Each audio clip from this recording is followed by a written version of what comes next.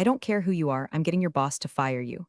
That's what Craig Hanlon slurred across the linen-draped table at the Avinex renewal dinner, half a steak in his mouth, the other half bleeding into his overpriced shirt. My wine glass hovered midair. The client's pen paused just inches above the dotted line on the $50 million renewal contract. Everyone froze, forks hung mid-bite. Somewhere in the background, a violinist kept sawing through Vivaldi like this was just another Tuesday night. It wasn't. But let me rewind before the train wreck. I'm Lisa Benton, VP of Client Architecture at Stratison.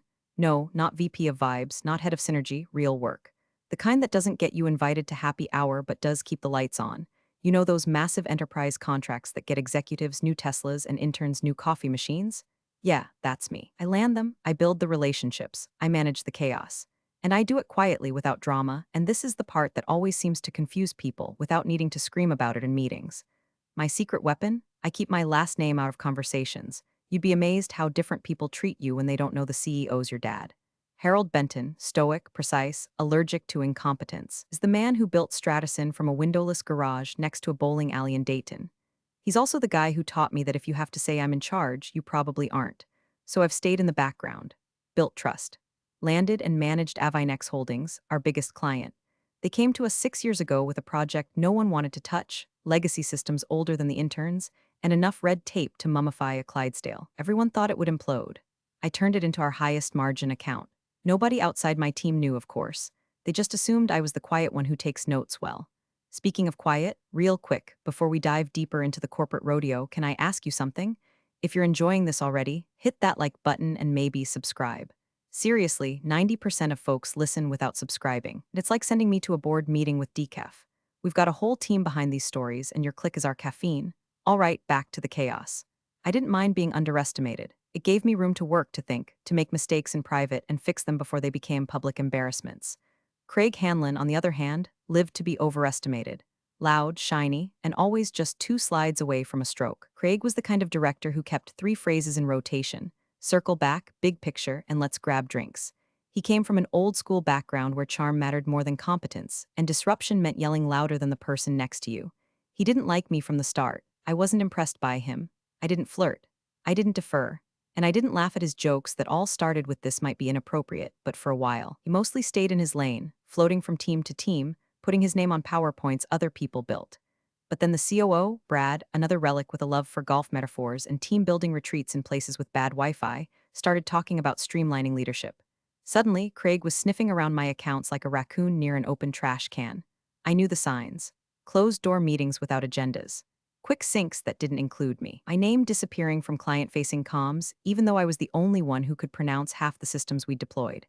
Still, I stayed calm. Collected. I documented. I covered my bases. I made sure every call with Avinex was recorded, every deliverable time-stamped, every milestone noted. Because if corporate America has taught me anything, it's this. If you're a woman who doesn't flinch, they'll call you cold. If you defend yourself, you're difficult. So instead, I let the work speak. But that dinner, was the first time Craig took the mask all the way off. Maybe it was the wine. Maybe it was the looming renewal. Maybe he just couldn't stand that I existed in a world where he wasn't the sun. Whatever it was, he picked the wrong night, the wrong audience, and definitely the wrong target. And that, my friend, is when the tide turned. They called it strategic realignment. I called it the beginning of the corporate Hunger Games. It started with a slideshow. Always does. Brad, our coup, stood at the front of the quarterly all-hands like a budget motivational speaker who'd swallowed a thesaurus. In today's rapidly shifting ecosystem, he began, we need to stay agile, lean, and ruthlessly focused on results. Translation, someone's about to get screwed. We'd heard whispers before, of course. Consulting firms poking around in corners they had no business in. Org charts being reimagined. But now it was official. There would be a new initiative to streamline client-facing operations and reduce redundancy at the leadership level. And who suddenly had a reserved seat at Brad's side during every strategy meeting? Craig. Got him, Hanlon. Same Craig who once confused JavaScript with Java. Same Craig who thought Net Promoter Score was a basketball stat. And now he was being positioned as some sort of savior of efficiency. Because, when your biggest client relationship is being held together by delicate trust and technical nuance, the smartest move is obviously to hand it to the guy who thinks a sandbox environment involves actual sand. He started small. First, it was client rotation experiments, which meant dragging junior staff into meetings they had no context for. Then it was cross-team collaboration sessions that somehow always excluded my team. By week 3, he was talking openly in planning huddles about re-centralizing client delivery under a single operational lead. Cute, I watched him weave his little web, flitting between Brad's office and the glass conference room like a peacock on Adderall. He'd adopted this fake humble tone, always dropping words like synergies and alignment while plastering on that teeth-baring smile that never quite reached his eyes. To people who didn't know better, he sounded impressive. To people who did, he sounded like a LinkedIn post had come to life and started drinking espresso. And still, I stayed quiet, but I wasn't idle. I started pulling analytics. Client satisfaction dashboards, SLA compliance reports, renewal cycle data. If Craig wanted to play chess, I was happy to let him move his pawns around. I was already 5 moves ahead with a queen in his blind spot. The tricky part was the optics. Since nobody knew Harold was my father, I couldn't exactly stroll into his office and scream Craig's staging a coup. Besides, Dad wouldn't have entertained that kind of panic.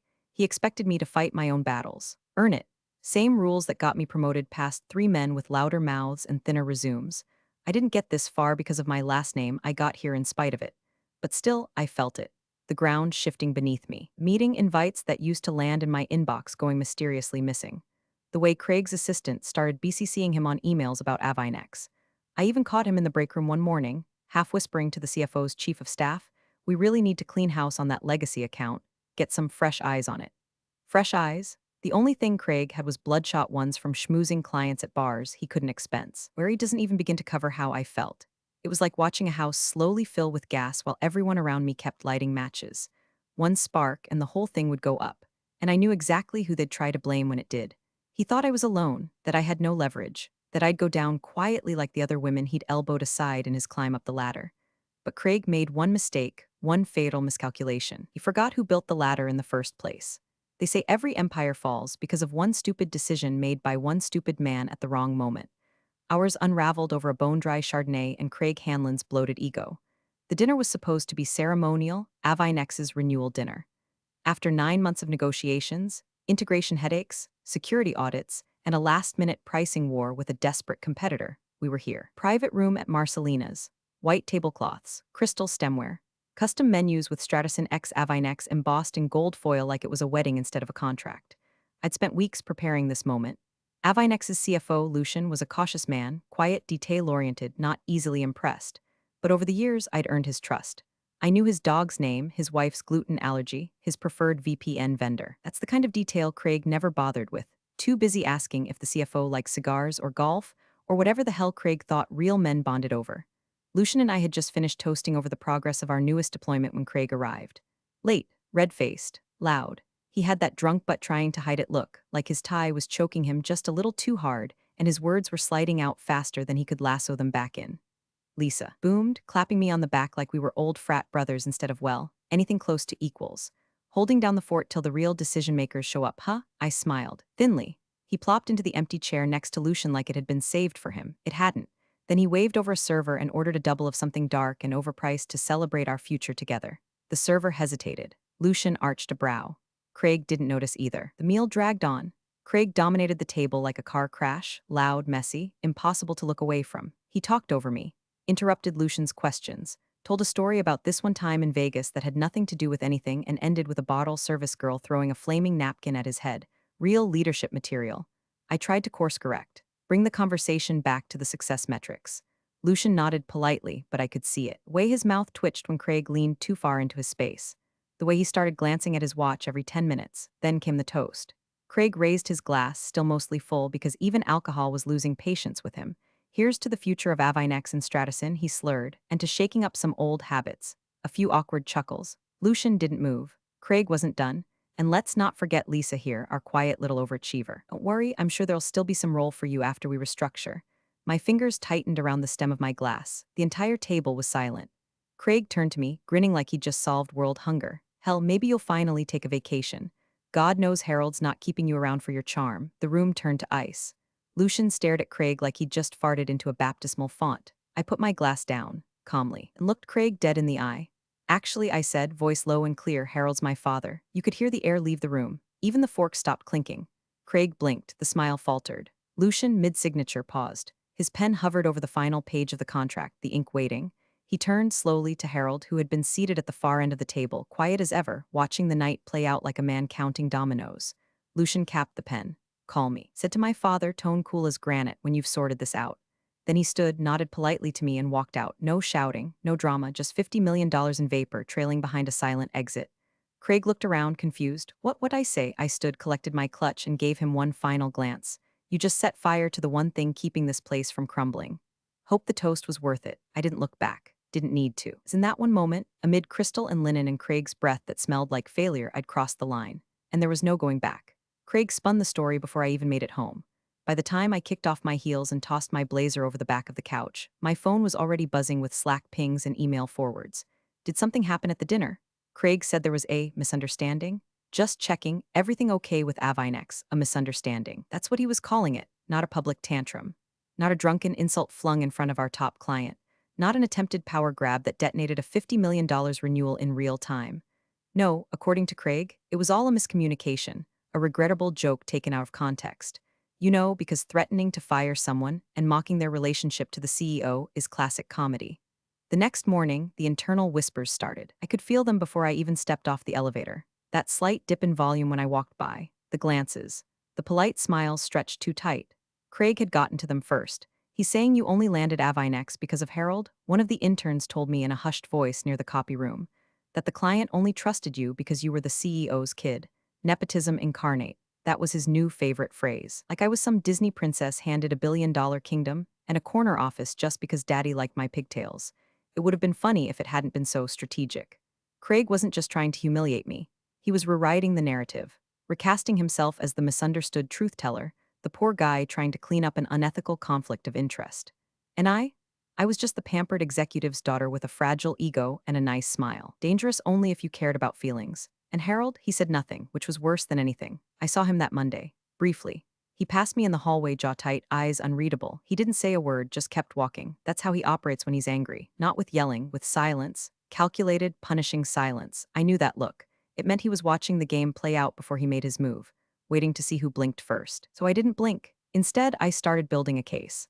I went back through 6 months of deliverables, Craig's accounts, Craig's timelines, Craig's emails.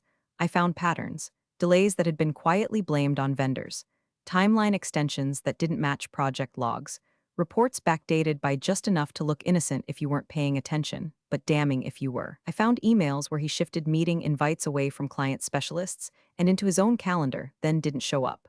I found a Slack thread where he instructed a junior analyst to just copy last month's KPIs. No one reads them anyway. I started archiving everything, every smirk, every condescending comment, every instance he talked over me in a meeting, and then pitched my idea 50 minutes later like it had fallen out of his mouth fully formed. Every time he CC'd Brad but left me off the chain on a project I'd led from day one. I even started keeping a personal log, a quiet little document titled Noise Reduction. Just a harmless name, nothing to see here, just timestamps, quotes, and receipts. It sat on my desktop next to my onboarding folders and client maps. Safe, patient, waiting, and still I smiled. I showed up early, dressed sharp, ran every client touchpoint like we were still at 100%. Because while Craig was busy rehearsing sound bites and blaming his hangover, I was preparing for a war he didn't even realize had started. This wouldn't end cleanly. I knew that. Too many egos, too many closed-door alliances, too many men and too many meetings saying too many things without any clue what they were talking about. But the difference between Craig and me? He fought to be seen, I fought to be remembered, and soon they'd remember everything. The renewal freeze came in a one-line email. Stratus team, we are formally pausing the renewal process pending internal review. No explanation, no apology, no follow-up call, just that. Sent at 6:17 a.m. by Lucian himself. Before most of our staff had even clocked in, before the sun had dragged itself over the horizon. By the time I sat down at my desk with a coffee that tasted like betrayal and burnt hazelnut, the whole floor was buzzing. Half the company hadn't even heard of Avinex until the numbers showed up in the quarterly revenue pie chart. Now it was all anyone could talk about. Because when your biggest client hits the brakes, so do your stock options, your job security, and your illusion that the company actually knows what it's doing. That morning, Craig didn't come into the office. Of course he didn't. He was working from home, probably marinating in his own cologne and lies. But that didn't stop his fingerprints from showing up everywhere.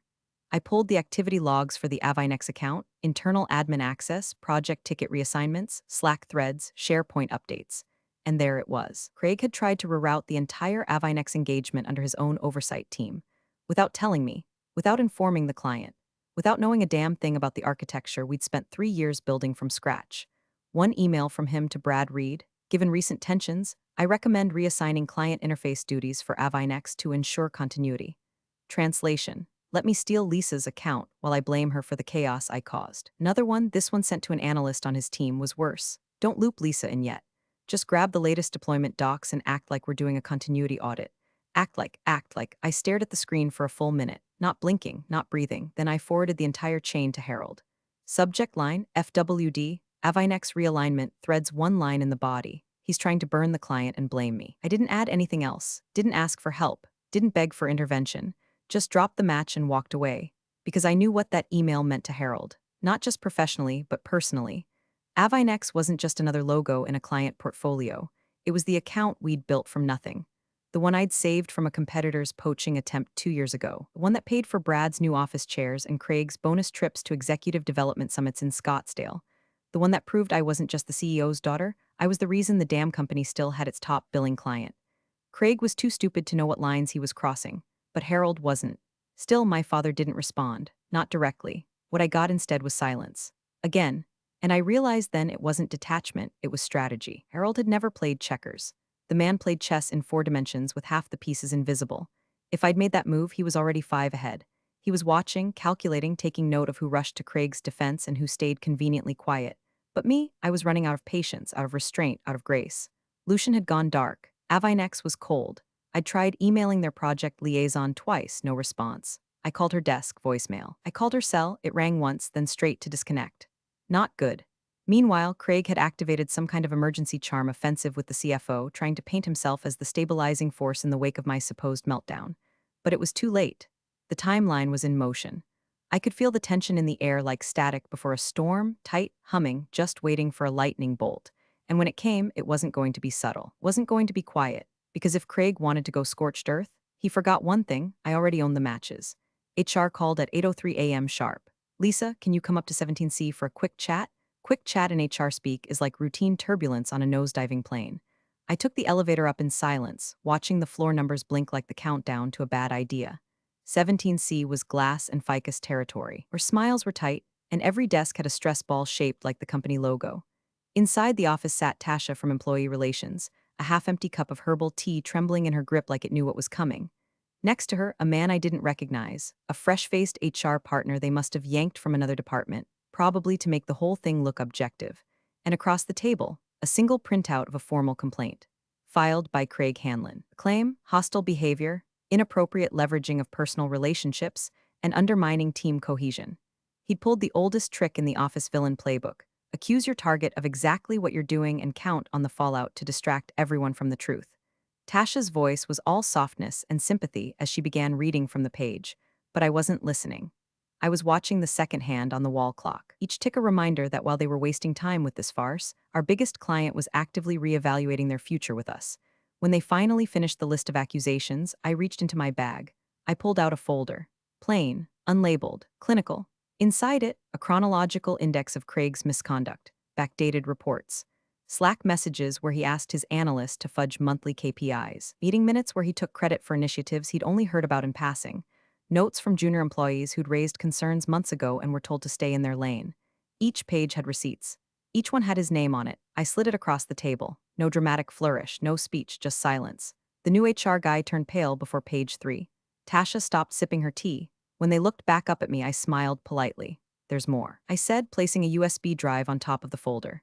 Screenshots, call logs, and an audio recording from the Avinex dinner, just in case the board ever wants to hear Craig's exact words in Dolby clarity. I leaned back. Anything else you need from me? Tasha looked like she wanted to melt into the carpet. The new guy blinked like he'd forgotten what blinking was. But then came the hesitation, the part that cracked something in me I didn't even realize was still whole. We'll need to follow up with the COO, Tasha said carefully, not quite meeting my eyes. He's expressed support for Craig's restructuring proposal. He may need to weigh in before we escalate. Support for Craig. Even now, I nodded once. No emotion, no pushback. Just that tight, professional smile that women wear right before they bleed out internally. Understood, I said. I reached into my bag again and pulled out a small manila envelope. Sealed, handwritten label to be opened by the CEO only. Then I took off my security badge, unclipped it from my lapel with a small metallic click, and laid it next to the envelope. I'll be out of the building in 15 minutes, I said. My team knows. My calendar's cleared. If you need anything else from me, I recommend using email. The HR guy opened his mouth, then shut it again. Tasha whispered, Lisa, I stood up. I built that client relationship from nothing, I said, my voice low but steady. I didn't inherit it, I didn't steal it. I didn't schmooze it into existence, I earned it. And you all let a man who's never delivered anything in his life gamble it away so he could feel taller in the mirror. I looked toward the window, out across the skyline I'd watched grow for over a decade, through mergers, layoffs, wins, losses, and far too many late-night takeout dinners eaten under fluorescent lights. Then I turned, heels clicking like a gavel as I walked out. They let Craig fire the bullet. Now they were going to find out where it landed. And when they opened that envelope, the real fallout would begin. Harold Benton never liked being summoned. He was the kind of man who summoned others, board members, division heads, entire task forces. When he entered a room, people straightened their backs out of instinct, like their spines remembered evolution. But on Thursday morning, he was the one waiting outside Avinex's headquarters. No assistant, no driver, no entourage. Just a father in a tailored charcoal suit carrying the weight of a collapsing $50 million renewal on his shoulders. Lucian met him in the lobby. No handshake, no coffee offer, just a clipped follow me. They didn't go to the executive floor. They went to a small, nondescript meeting room with a view of the loading dock. Symbolic? Maybe. Avinex had never been about theatrics. They were about systems that worked and people who didn't lie. 3 people were already seated, Avinex's general counsel, their CTO, and their head of strategic risk. Each had a manila folder. Each had the same flat expression, like surgeons prepping for a clean amputation. Harold sat. Lucian didn't waste time. Craig Hanlon threatened your daughter at client dinner, he said, calm as a guillotine, publicly, drunkenly, in front of my team, and you said nothing. Harold didn't flinch, just listened. Lucian continued, we paused the renewal out of professional courtesy, out of respect for the years of partnership Lisa built with us. But let me be crystal clear, this is no longer a delay. This is a reassessment. He slid a letter across the table. Effective immediately. All renewal discussions with Stratison are suspended. Indefinitely. We're exploring alternate vendors. Harold opened the envelope, scanned the contents. Lucian, he began. No. The word landed like a gavel. You don't get to negotiate yet. You let that man hijack your leadership. You let him run a smear campaign against the one person in your org who actually understands our infrastructure. You let him attempt to poach our account under false pretenses. You let your own silence become permission. The general counsel chimed in. We also received documentation, unsolicited I might add, detailing Craig's negligence on other accounts, and screenshots and audio recordings. Harold looked up, his jaw tightened. She gave you everything, he said quietly. She gave you the chance to fix it, Lucian corrected. You chose not to. There was a long pause, then Harold stood. I understand, he said, and he left. No argument, no speech, just a nod, and the unmistakable sound of a man swallowing his pride on the way out the door. By noon, the letter had hit Stratison's board. The phrasing was lethal: dereliction of leadership, erosion of client confidence, breach of executive ethics.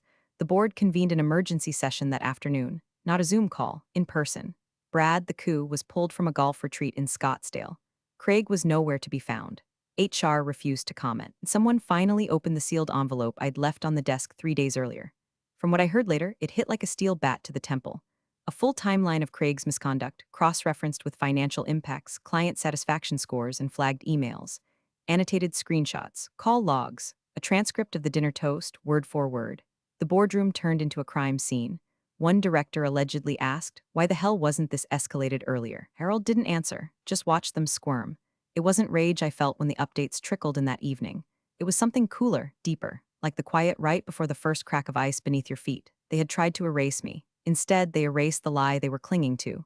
And Craig? Craig was about to learn what it felt like to fall without a parachute, in front of the very people he once tried to impress. They opened the envelope like it was ticking. No dramatic music, no gasp. Just the sound of stiff paper sliding from a manila sleeve and the creak of leather chairs as the board leaned in to look at what, for 3 long days, had sat on that table like an unexploded bomb. Inside, 34 pages, tabbed and dated. A forensic masterpiece. Every misstep, every forged KPI, every internal reroute Craig had attempted on the Avinex account, laid bare. Timelines synced to server access logs. Slack exports with timestamps and redacted names. Emails flagged for manipulation, several of them forwarded to Brad, who, in every single one, had either ignored them or responded with the corporate equivalent of a shrug emoji. Page 17 featured the smoking gun, Craig's message to his analyst instructing them to scrub the numbers to match forecast. Avinex isn't checking. In the margins, I had added the actual client feedback from that same week. We need more accuracy in reporting.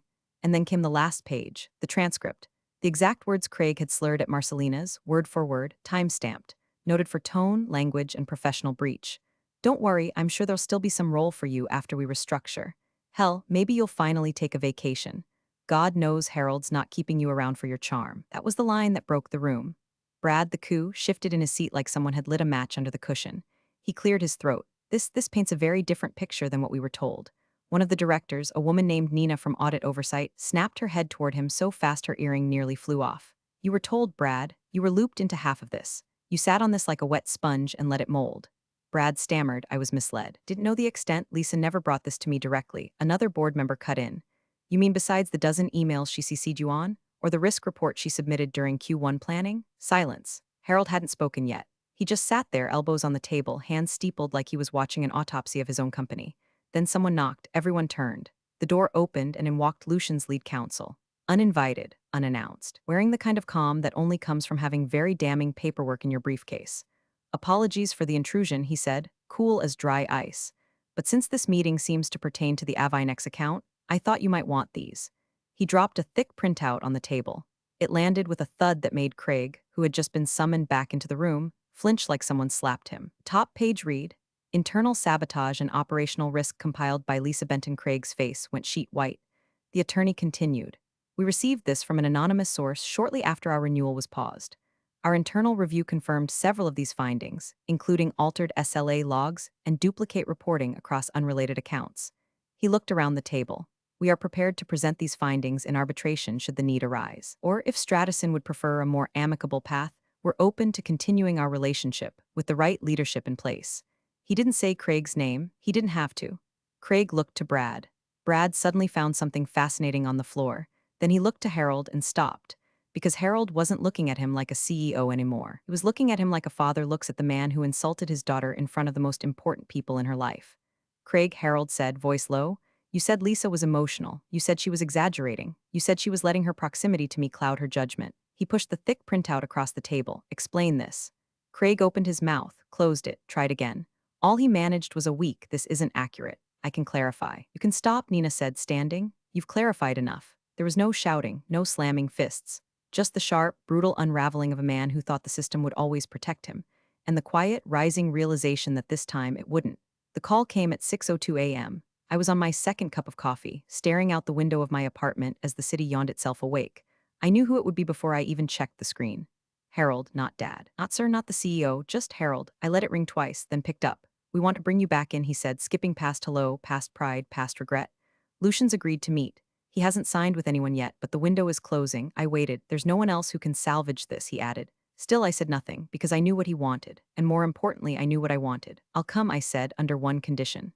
Silence. Craig is terminated, not reassigned, not transitioned. Fired, and it happens before I step foot in that building. Publicly, no back-channel whisper. No NDA, I want every person who watched me get humiliated to see exactly how this ends. He didn't ask why, didn't push back, didn't offer compromise, he just said done.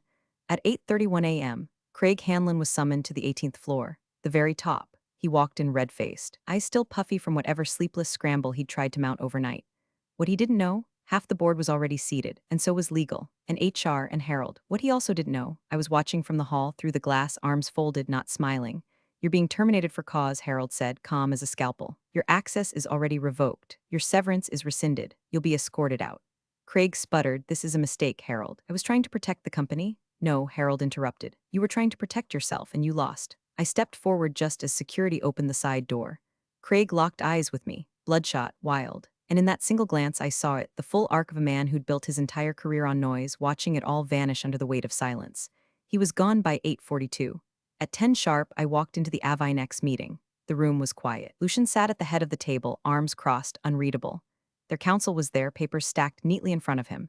No smiles, no banter, no performance, just business. I didn't speak, I didn't need to. I placed the updated proposal on the table. Shorter, leaner, tighter. The kind of offer you make when you know your worth and don't feel like justifying it anymore.